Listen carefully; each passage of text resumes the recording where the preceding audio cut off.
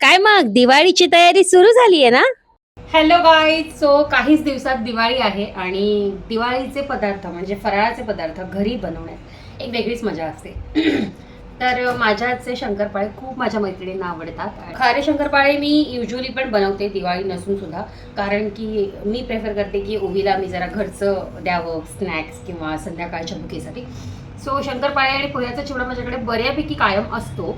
आज आहे दिवाळीला काहीच दिवस बाकी आहेत. आज ओवीच्या एक्झामचा लास्ट डे होता. सो आमची एक्झाम संपलेली आहे आणि फायनली आम्ही आता दिवाळीचा फराळ बनवायला सुरुवात करणार आहोत. म्हणजे ओवीसुद्धा मला मदत करणार आहे, जसं की तिने मला प्रॉमिस केलं आहे.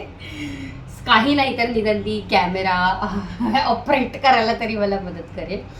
सो कुकिंग करताना पहिली गोष्ट केस बांधायचे नाही तर पदार्थांमध्ये केस जातात. Let's start shankarpali. सो माझ्याकडे जुना मैदा होता, मी तो आधी घेतला. साधारण 1/2 किलो मैदा होता.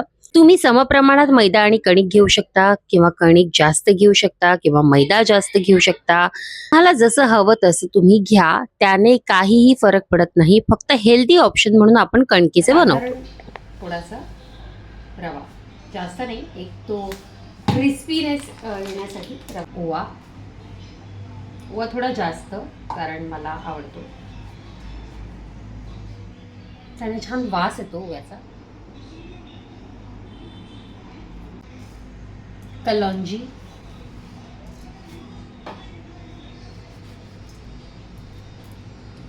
कलौंजीमुळे येणारा कलर मला खूप आवडतो आणि त्याची टेस्ट पण छान अशी क्रंची लागते, जे मला फार आवडतं. इव्हन तीळ तुम्ही वापरू शकता जर तुमच्या घरात कलौंजी नसेल तर. That also taste equally good. Can you see this? थोडीशी पेपर पावडर, मला फार आवडतो, थोडी जास्त. मला आणि ओवीला तिखट खायला प्रचंड आवडतं आणि मी चिली फ्लेक्स विकत नाही आणत. मी मिरच्या घेते, त्या जाडसं घरातच करून घेते. तर मी हे चिली फ्लेक्स याच्यात घालणार आहे. त्याच्यामुळे ते छानसे असे तिखट पण लागतात. मीठ थोडं कमीच घालूया, कारण आपण ह्याच्यामध्ये बटर घालणार आहोत आणि बटरमध्ये पण सॉल्ट असतं.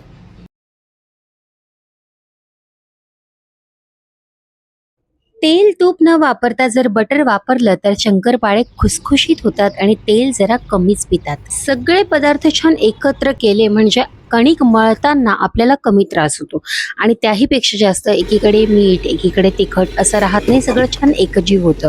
यामध्ये मी कोमट पाणी वापरते, कारण कोमट पाणी वापरल्यावर पीठ जे आहे ते हलकं होतं लवकरच.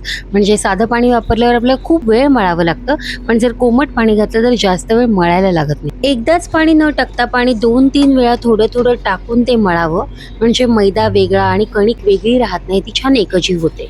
शंकरपाळे करताना सगळ्यात महत्त्वाचं असतं पीठ मळणं. तुम्ही चांगलं पीठ मळलं म्हणजे तुमची अर्धी लढाई तुम्ही जिंकलीत. माझ्या लहानपणापासून मी कुठलाही पदार्थ मेजरमेंट्स घेऊन बनवलेला नाहीये.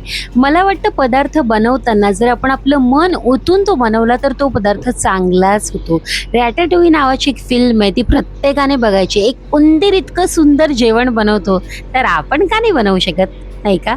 आता मी हे मळलेलं पीठ मलमलच्या सुती ओल्या कपड्याखाली ठेवणार आहे, जेणेकरून ते छान सॉफ्ट होईल. साधारण 10-15 मिनिटांनंतर मळलेल्या पिठाचा एक गोळा हातात घ्यायचा, तो परत एकदा थोडासा मळून घ्यायचा.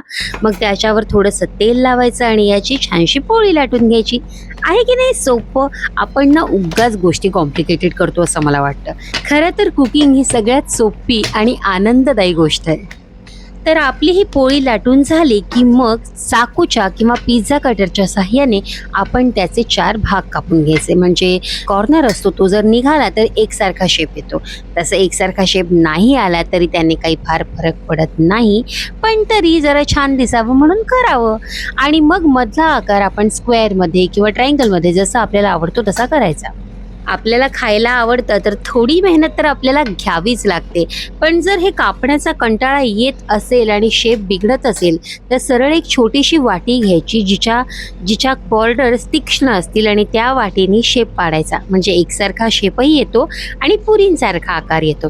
मग फोकच्या साह्याने त्याला मधनं छिद्र पाडायची, जेणेकरून ती पुरी आतून छान क्रिस्पी होईल. आता आपल्या कढईमध्ये शंकरपाळे पोहण्यासाठी तयार आहेत की नाही हे पाहण्यासाठी आधी कढईतलं तेल तापलंय की नाही हे बघणं आवश्यक आहे. म्हणून शंकरपाळ्याच्या कणकीचा एक छोटासा तुकडा आपण कढईत टाकायचा.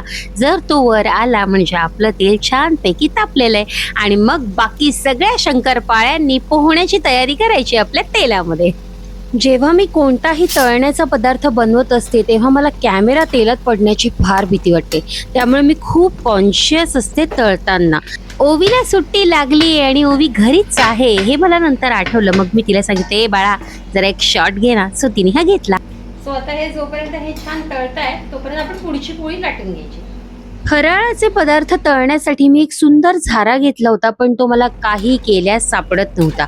शेवटी मी माझ्या नॉर्मल झाऱ्यानेच ते तळले आणि मग सूप गाळायच्या चाळणीमध्ये ते काढले, जेणेकरून संपूर्ण तेल छानपैकी निथळेल. मला फार तेलकट शंकरपाळे आवडत नाहीत. "आई, अजून किती वेळ लागणार आहे ग?" असं म्हणणारी ओवी धावत धावत आली, कारण तिला वास आला होता शंकरपाळे झाल्याचा. मी तिला म्हटलं, "थांब, आधी खायचं नाही, देवाला नैवेद्य दाखवायचा." मग ओवीने देवाला नैवेद्य दाखवला आणि शांतपणे वाटीवर शंकरपाळे खाल्ले. मी तिला विचारलं कसं झाले, तर ती म्हणाली, "आई, ऑसम झालेत." पण आपलं काम इथे काही संपत नाही. मला उरलेले सगळे शंकरपाळे तळायचे होते. मी म्हटलं चला आता जरा वेगळ्या पद्धतीने शंकरपाळे करूया. म्हणून मी छोटे छोटे 4 गोळे घेतले, त्याच्या छान 4 पोळ्या लाटून घेतल्या, कॉर्नफ्लॉवर आणि तुपाची स्लरी केली, ती त्या 4 पोळ्यांच्या मध्ये लावून त्याची एक मोठी पोळी लाटली. आणि हे शंकरपाळे मी थोडेसे जाडे आणि मोठ्या आकाराचे केले. ते शंकरपाळे लिटरली खारीसारखे लागत होते, इतके सॉलिड लागत होते की मी काय सांगू. बिस्किट्स, बेकरी आयटम आणि बाहेरचे पदार्थ मी माझ्या घरी फार अवॉइड करते, त्यामुळे ओवीला असं घरचं केलेलं फार आवडतं. हे शंकरपाळे तर ओवीचे फेवरेट आहेत. संध्याकाळच्या चहाबरोबर मी ओवी हा नाश्ता कायम घेतो, जो आम्हाला फार आवडतो. खरं तर दिवाळीचा एक पदार्थ बनवायला जर तुम्ही सुरुवात केली ना, तर मी कन्फर्म सांगू शकते दिवाळीचे निदान 2-3 फराळाचे पदार्थ तुम्ही नक्की बनवाल. चिवडा, शंकरपाळे आणि शेव हे अत्यंत सोपे पदार्थ आहेत. काही नाही तरी हे खारे शंकरपाळे तर तुम्ही तुमच्या घरी नक्की बनवा. दिवाळीत एक पदार्थ जरी घरी बनवला ना तर त्याची मजा काही औरच असते आणि पोरांना घरचं खायला खूप आवडतं. आपण आजच्या पिढीला दोष देतो की त्यांना चिप्स, कुरकुरे किंवा बाहेरचं फरसाण खूप आवडतं, पण खरंच आपण आपल्या मुलांसाठी किचनमध्ये जाऊन असे पदार्थ बनवतो का? हा प्रश्न प्रत्येक आईनी स्वतःच्या मनाला विचारला पाहिजे. आणि आईनीच का, वडिलांनी का नाही, दोघांनीही आपल्या मुलांसाठी काही ना काहीतरी घरच्या घरी बनवलंच पाहिजे. जर आपण आपल्या घरी असे पदार्थ कायमस्वरूपी बनवून ठेवले तर त्या मुलांचं बाहेरचं खाण्याचं प्रमाण कमी होईल, ते हेल्दी खायला शिकतील आणि त्यांचं लाईफस्टाईल खूप चांगलं असेल. काय वाटतं तुम्हाला? मला कमेंट्समध्ये नक्की कळवा. हे साधारण 1 किलोचे शंकरपाळे बनवायला मला 2 तास लागले. म्हणजे एक 15-20 मिनटं कणिक मळायला, 15 मिनटं मी ती साईडला ठेवली होती मलमलच्या सुती कपड्याखाली, आणि त्यानंतर लाटून तळायला साधारण 1 तास. म्हणजे पाऊण 2 तासात माझा हा पदार्थ पूर्णपणे तयार होता. काय मग 2 तासात बनणारा हा पदार्थ तुम्ही तुमच्या घरी बनवणार ना? मला कमेंट्समध्ये नक्की कळवा. मी आज खारे शंकरपाळे करून तुम्हाला दाखवले. ते कसे वाटले मला कमेंट्समध्ये नक्की कळवा. आणि अजून काय काय बघायला आवडेल तेही सांगा. आणि पुढच्या ब्लॉगमध्ये लवकरच भेटूया. तोपर्यंत स्वतःची काळजी घ्या, हसत राहा, प्रेम वाटा. गणपती बाप्पा मोरया.